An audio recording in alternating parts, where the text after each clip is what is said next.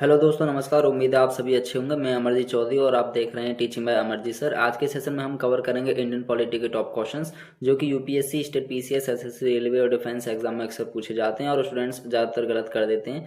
So video and तक जरूर देखिएगा, सब क्वेश्चंस इजीली समझ आएंगे। जैसा कि आप स्क्रीन पर देख पा रहे हो, आपका जो पहला टॉपिक यानी चुनाव आयोग उससे रिलेटेड है। सो पहले क्वेश्चन में आपसे पूछा क्या, वो ये पूछा कि मत देने का जो अधिकार है और निर्वाचित होने का जो अधिकार है वो भारत में वो किस तरह का अधिकार है। ये क्या ये एक मौलिक अधिकार देखने मिलेगा, ये आपका संवैधानिक अधिकार है, या प्राकृतिक अधिकार है, या वैधानिक अधिकार है। तो इस अधिकार की यदि हम बात करें तो ये आपको वैधानिक अधिकार देखने मिलेगा, यानी जो भी आपका एक तो मत देने का अधिकार हो गया और एक आपका निर्वाचित होने का अधिकार, ये दोनों ही अधिकार हमारे वैधानिक तौर पर ही देखने मिलेंगे। क्योंकि जो आपको लोक प्रतिनिधित्व अधिनियम देखने मिलेगा 1951 का, ठीक है, लोक प्रतिनिधित्व जो अधिनियम है, ठीक है, 1951 का, उसके अंदर जो धारा 79 है, ठीक है, जो आपको धारा 79 देखने मिलेगी उसके तहत में, यानी कि इसको मतलब इसी के अंदर यानी कि परिभाषित किया गया, किसको ध्यान रखिए, जो हमारा ये आपको देखने मिलेगा निर्वाचित अधिकार, ठीक है, जो निर्वाचित का अधिकार है ये इसमें देखने मिलेगा इसका, यानी कि जो कि अधिनियम है 1951 का 79 वाला, धारा 79 में, ठीक है। और दूसरी बात करें तो इसी में जो एक आपका अधिनियम है यानी कि 1951 का ही, उसके अंदर जो धारा 62 आपको देखने मिलेगी, ठीक है, जो धारा 62 देखने मिलेगी, इसके अंदर यानी कि मत देने के जो अधिकार उसका वर्णन किया गया, यानी उसको परिभाषित किया गया। तो इसमें बस आपका अधिनियम तो सेम ही है, वही मतलब कि 1951, बस फर्क क्या है, इनमें जो धाराएं हैं वो अलग अलग है। 79 के अंदर निर्वाचित होने का अधिकार है और 62 के अंदर यानी कि आपका मत देने का अधिकार है, ठीक है, 1951 अधिनियम के अंदर। और दोनों ही अधिनियम वही है, लोक प्रतिनिधित्व अधिनियम, तो ध्यान रखिएगा इसमें आपका ऑप्शन यानी कि डी वाला करेक्ट हो जाएगा। नेक्स्ट क्वेश्चन है कि भारत के मुख्य चुनाव आयुक्त को नियुक्त किया जाता है। और देखो मोस्टली यहाँ पे स्टूडेंट ये गलत कर देते हैं। देखो यहाँ पे ना एक मैं ट्विस्ट आपको बताता हूँ, वो ये है कि जैसा कि मत देने का अधिकार पूछा, ठीक है, और यहाँ पे निर्वाचित होने का अधिकार, देखो ये दोनों ही नियम तो एक ही में है, यानी जो अधिनियम है दोनों एक ही के अंतर्गत आते हैं 1951, लेकिन जो धाराएं हैं वो अलग अलग है। तो कभी कभी स्टूडेंट सोचते हैं कि ये अलग नियम में आएगा, ये अलग नहीं, एक्चुअल में नियम एक ही, अधिनियम एक में ही, बस धारा उनका डिफरेंस है दोनों में, तो ये ध्यान रखिएगा, ठीक है। तो मैंने बता दिया, मत का जो अधिकार वो आपको देखने मिलेगा किसमें, 62 में देखने मिलेगा, और जो ये आपका निर्वाचित का ये 79 में देखने मिलेगा, ये चीज ध्यान रखना।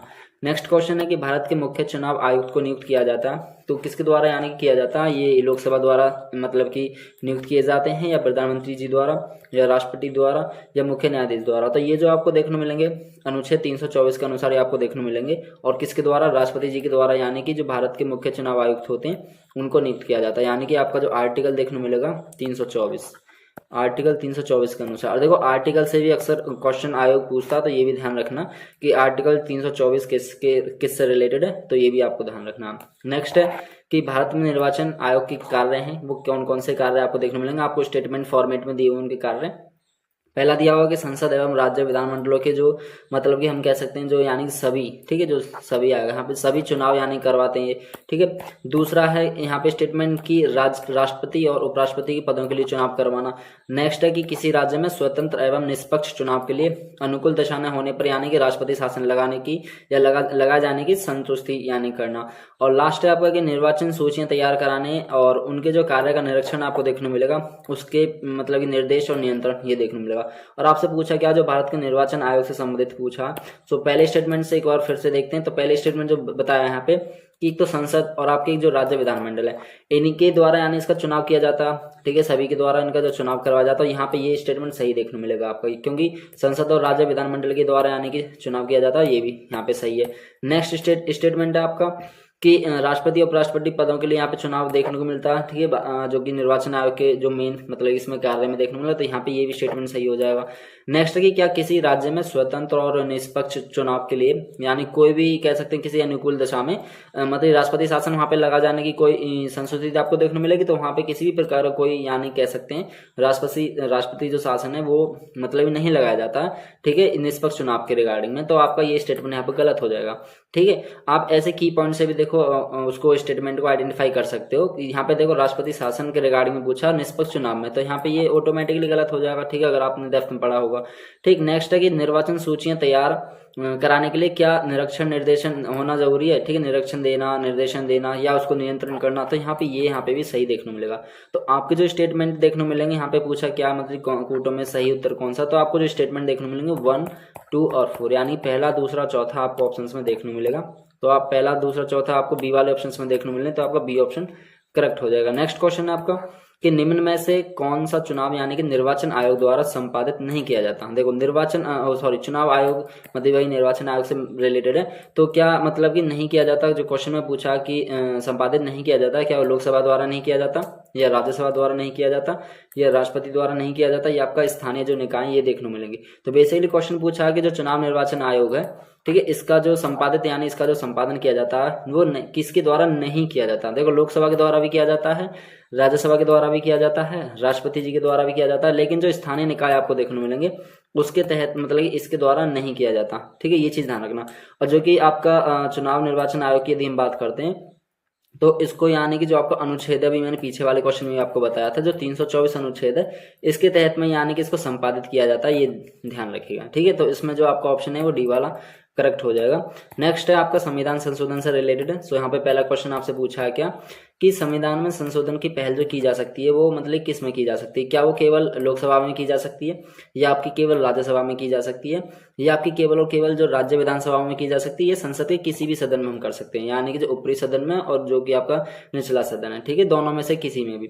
तो बेसिकली बात करें, देखो क्वेश्चन में जो पूछा आपसे कि संविधान के संशोधन की पहल के बारे में पूछा कि वो कौन कर सकता है, तो देखो लोकसभा में, केवल लोकसभा में तो हो ही नहीं सकती, ना ही राज्यसभा में सकती, मतलब केवल में पूछा है ना, केवल का मतलब है केवल सिंगल एक के लिए बात कर रहा है, या विधानसभा में देखने मिली तो ये भी नहीं, वो संसद के किसी भी सदन में यानी कि दोनों में ही देखने मिलेगी। केवल का मतलब यहाँ पे सिंगल के लिए बोल रहा है, और यहाँ पे बोल रहा है किसी भी, यानी किसी भी का मतलब किसी एक सदन में हम कर सकते हैं। ठीक है, संसद के किसी भी एक सदन में देखने को मिलेगी। तो बेसिकली यहाँ पे जो मतलब कि संशोधन करने की जो प्रक्रिया है वो दोनों में ही आपको देखने को मिलेगी, यानी कि लोकसभा के अंदर भी LS लोकसभा मतलब, और राज्यसभा यानी RS, तो लोकसभा और राज्यसभा दोनों में ही आपको देखने को मिलेगी। और ऐसा जो आपको ये उल्लेख देखने को मिलेगा जो हमारा अनुच्छेद है यानी कि 368। ठीक है, तो 368 का 2 है, उसमें ही आपको देखने को मिलेगा, जिसके अंदर यानी कि ये उल्लेख किया गया कि संविधान में संशोधन की जो पहल है वो यानी संसद के किसी एक सदन में भी की जा सकती है। ठीक है, वो या तो आपकी मतलब कि लोकसभा में और आपकी या राज्यसभा में, यानी इसका जो प्रयोजन है वो चीज ध्यान रखिएगा। ठीक है, जिसके बारे में जो उल्लेख किया गया है। लेकिन हाँ, एक और चीज ध्यान रखनी है आपको, यदि देखो हमें किसी भी प्रकार का यदि संशोधन करना हो तो प्रत्येक सदन के लिए यानी कि एक विशेष बहुमत की यहाँ पे आवश्यकता होती है, ये चीज ध्यान रखिएगा। ठीक, इसमें क्या है कि एक विशेष कह सकते हैं जो आपका विशेष बहुमत है उसकी वहां पे आवश्यकता होती है वो करने के लिए। ठीक है, विशेष बहुमत की। तो इसमें यानी कि आपका जो ऑप्शन है वो डी वाला करेक्ट हो जाएगा कि संविधान में संशोधन की पहल जो की जाती है वो संसद के किसी भी एक सदन से। ठीक है, एक सदन में। तो यहाँ पे आपका ऑप्शन नंबर डी वाला करेक्ट हो जाएगा। नेक्स्ट क्वेश्चन है कि संविधान का जो 52वां संशोधन है वो किससे संबंधित है। क्या वो आपका दल बदल से रिलेटेड है, या आपका आरक्षण से है, या निर्वाचन से है, या आपका जो अल्पसंख्यकों की जो संरक्षण के बारे में बताया उससे रिलेटेड है। तो देखो 52वां संशोधन आपको देखने मिलेगा। 52वां संशोधन भी कौन सा, जो कि आपका 1985 का था। ठीक है, 1985 का जो संशोधन आपको देखने मिलेगा, इसी में यानी कि ये बताया गया था कि देखो पहली चीज तो जो मतलब कह सकते हैं जो निर्वाचित सदस्य थे, ठीक है, 1985 52वां जो संशोधन इसके दौरान में यानी दल बदल पर रोक लगाई गई थी, जो कि मतलब कि इसके सदस्य देखने को मिले थे। और फिर इसी के अंदर यानी कि आपको जो ये 51वां संशोधन देखने मिलेगा, 51वां जो संशोधन था यानी 2003 का, उसमें कुछ परिवर्तन भी किए गए थे। तो इसमें यानी कि दल बदल से आपको देखने को मिलेगा जो 52वां संशोधन है। तो ए वाला ऑप्शन यहाँ पे करेक्ट हो जाएगा। नेक्स्ट क्वेश्चन है, और देखो दल बदल से अक्सर क्वेश्चन आयोग पूछता है। ठीक है, ये चीज ध्यान रखिएगा, इंपॉर्टेंट है यहाँ पे। नेक्स्ट है कि सिक्किम एक नया राज्य बना, तो ये मतलब कब देखने को मिला था, यानी किस संशोधन के द्वारा। क्या ये 30वें संशोधन द्वारा बनाया गया था, यानी कि या इसको 34वें संशोधन द्वारा बनाया गया था, या आपका 35वां, ठीक है, या आपका 36वां। तो बेसिकली सिक्किम राज्य के बारे में पूछा कि इसको यानी कि कौन से संशोधन के तहत में यानी कि एज ए मतलब ये राज्य का दर्जा मिला था।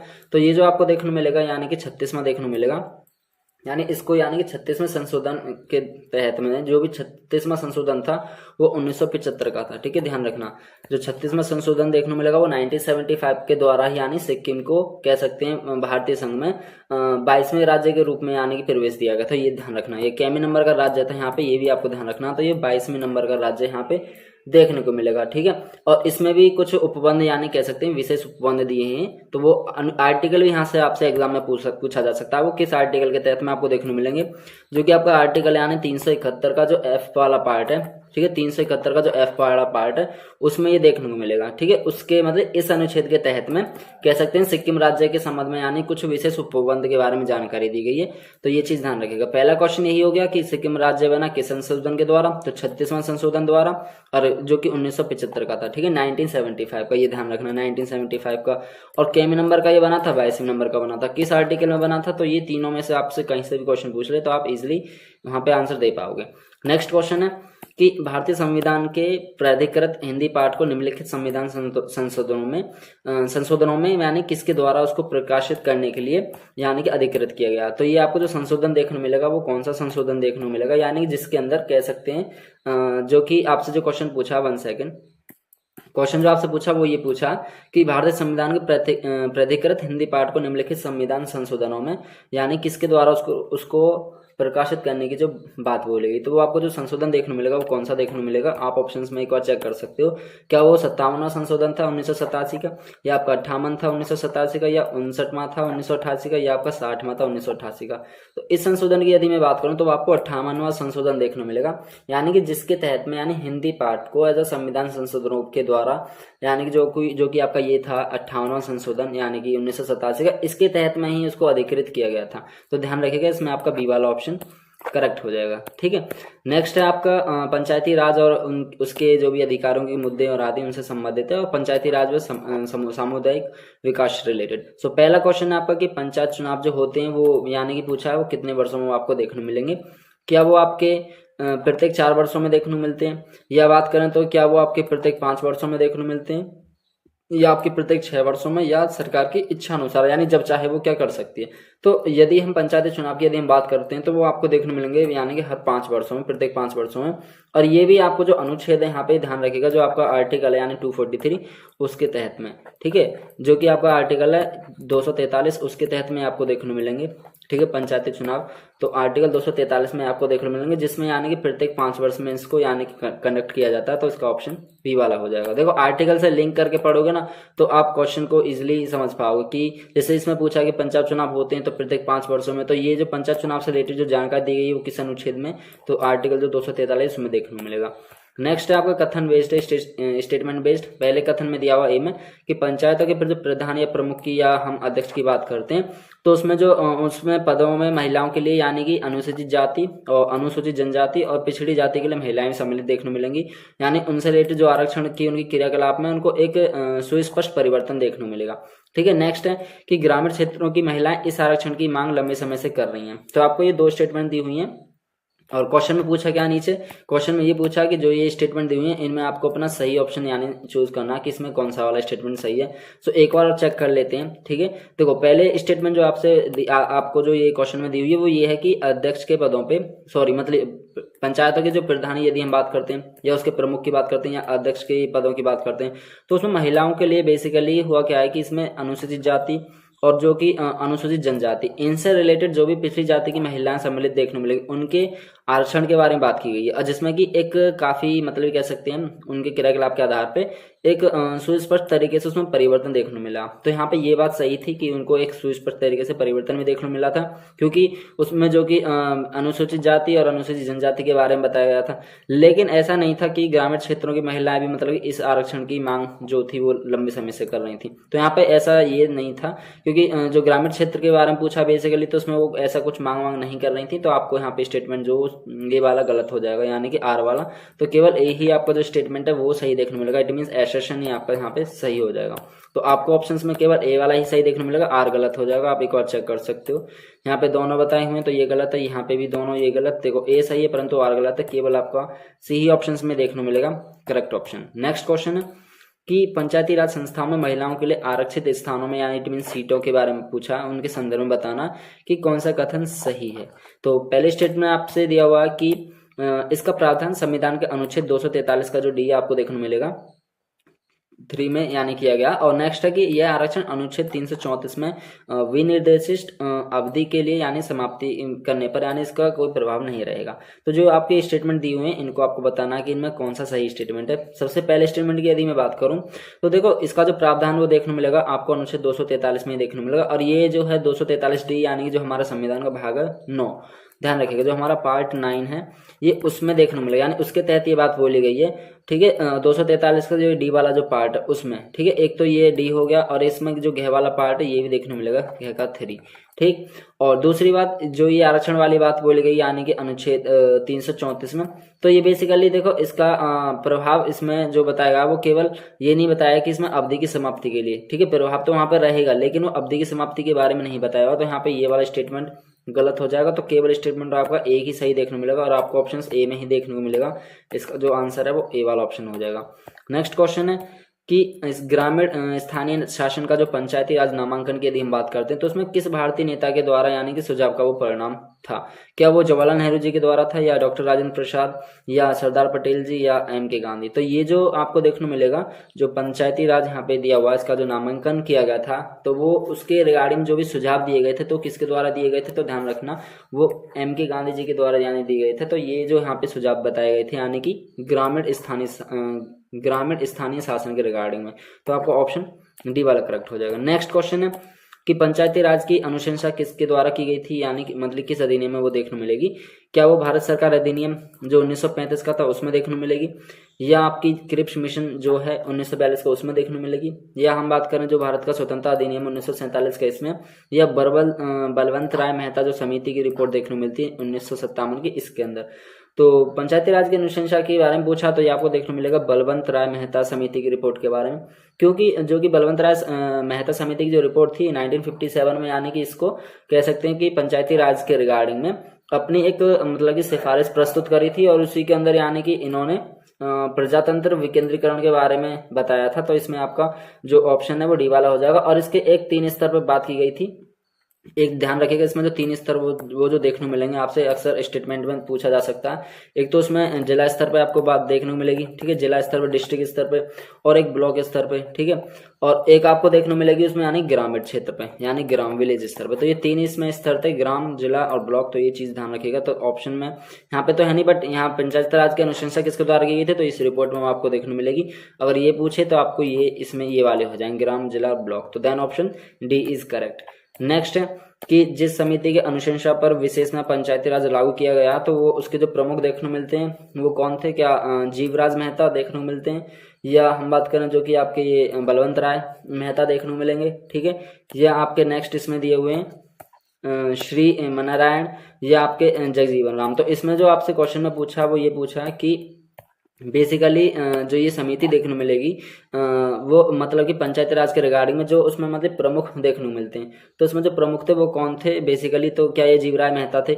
इसमें जो आपको ये देखने मिलेंगे, मतलब कि जो आपसे क्वेश्चन पूछा है, एक चीज ध्यान रखिएगा, इसमें इसकी अनुशंसा जो की गई थी वो यानी बेसिकली किसके द्वारा की गई थी, ठीक है, और जिसका मतलब जिनके द्वारा मतलब इसको लागू भी किया गया था। इसमें जो रिगार्डिंग में आपसे क्वेश्चन पूछा किसके द्वारा किया गया था, तो ये ध्यान रखना बलवंत राय मेहता जी के द्वारा किया गया था, ठीक है। क्योंकि अभी मैंने आपको बताया था कि 1957 में मतलब कि 1957 में ही पंचायती राज ने अपनी एक मतलब कह सकते हैं सिफारिश प्रस्तुत की थी। ये भी आपको ध्यान रखना, ठीक है। पंचायती राज में अपनी एक सिफारिश प्रस्तुत की थी, जिसके अंदर यानी कि अभी मैंने आपको बताया 3 संस्थाओं का यानी गठन वहां पे होना था, जो कि अलग अलग स्तरों पे थे। 3 स्तर वो मैं आपके पिछले क्वेश्चन में बता चुका हूँ।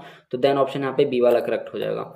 नेक्स्ट क्वेश्चन है कि संविधान में 73वां और 74वां जो संशोधन आपको देखने को मिलता है, तो उसका जो सृजन है वो मतलब किसके उत्तरदायी वो देखने मिलेगा? क्या वो राज्य निर्वाचन आयोग के उत्तरदायी देखने मिलेगा, या आपका जिला नियोजन समिति के उत्तरदायी देखने मिलेगा, या इसकी मैं बात करूं तो राज्य वित्तीय आयोग के स्तर में आपको देखने मिलेगा, ठीक है, इसके सृजन में, या आपके जो राज्य संपत्ति पर जो मूल निर्धारित बोर्ड आपको देखने मिलते हैं इसके रिगार्ड में आपको देखने मिलेगा। तो बेसिकली जो इसमें पूछा है स्टेटमेंट में आपको ये मतलब ये दिए हुए हैं ऑप्शंस अलग अलग, तो ये आपको बताना है कि इनमें कौन कौन से सही हैं, यानी कौन कौन से आयोग समिति के द्वारा जो कि 73वां और 74वां जो संशोधन था उन दोनों के बारे में बताया हुआ। तो देखो सबसे पहले मैं बात करूं तो इसमें जो राज्य निर्वाचन आयोग है ये भी आपको देखने को मिलेगा। अनुच्छेद जो 243 है, अनुच्छेद 243 के, ये ध्यान रखना, इसमें राज्य निर्वाचन आयोग के बारे में बात की गई है।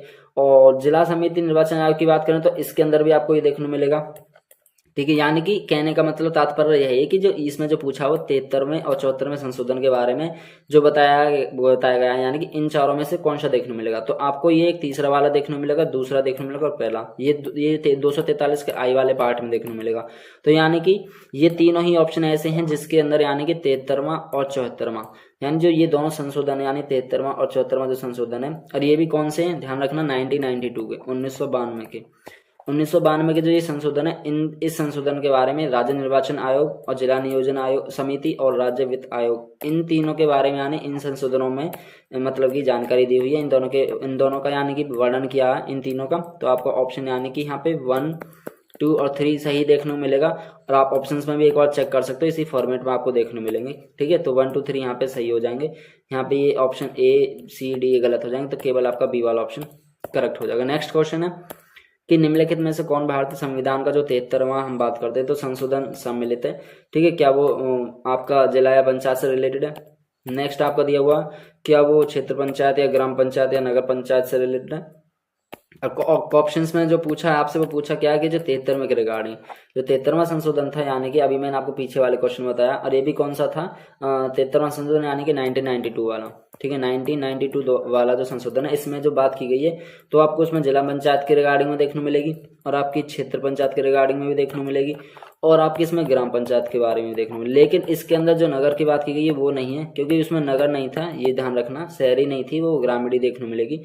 तो केवल इसमें आपके ये ऑप्शन देखने मिलेंगे, एक तो जिला पंचायत वाला पहला वाला, एक क्षेत्र और ग्राम। तो आप ऑप्शन में चेक कर सकते हो। तो 3 ऑप्शन है, डी वाला हमारा ऑप्शन गलत हो जाएगा।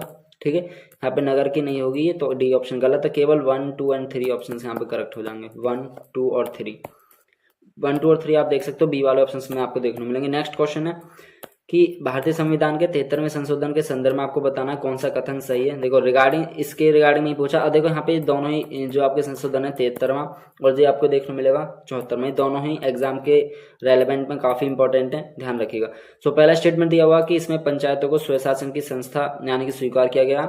नेक्स्ट है कि इसमें शहरी स्थानीय सरकार को स्वशासन की संस्था स्वीकार किया गया। ठीक है, पहले में तो पूछा कि पंचायतों को स्वशासन की संस्था, नेक्स्ट है कि शहरी, तो शहरी आधार पर यदि हम बात करें तो पहली चीज ध्यान रखिएगा ये कि पंचायतों को स्वशासन के आधार पर यानी कि संस्था को स्वीकार तो किया गया। ठीक है, पंचायतन के आधार पर, लेकिन इसको शहरी आधार पर नहीं था, ये जो था यानी ग्रामीण स्थानीय सरकार के आधार पर आपको देखने मिलेगा। तो यहाँ पे शहर की जगह ग्रामीण अगर होता तो स्टेटमेंट सही हो जाता।